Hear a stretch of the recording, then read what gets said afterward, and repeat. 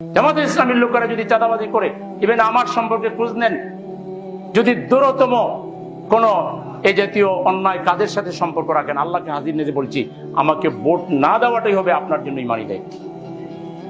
কারণ আপনি আমার পাপের সাথী হবেন কেন? এত প্রেমের দরকার কেন?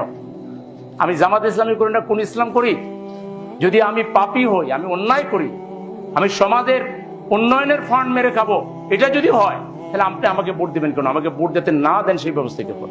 একই কথা তো সকলের ক্ষেত্রে প্রযোজ্য, ঠিক কিনা? তো সেজন্য অনেক এনাফ ইজ এনাফ হয়েছে। রাজনৈতিক দলগুলোকে একটু ভাববার সময় দিতে হবে। 54 বছর তাদেরকে দিয়েছেন, একবার তাদেরকে রেস্টে রাখেন, আমাদেরকে একবার দেন। আমরা যদি তাদের চেয়ে ভালো করতে পারি, তাইলে এর মধ্য দিয়ে ওইসব দলের জন্য ভালো হবে না? পরবর্তীবার তারাও আরো ভালো কাজ করে আপনাদের কাছে আসবে।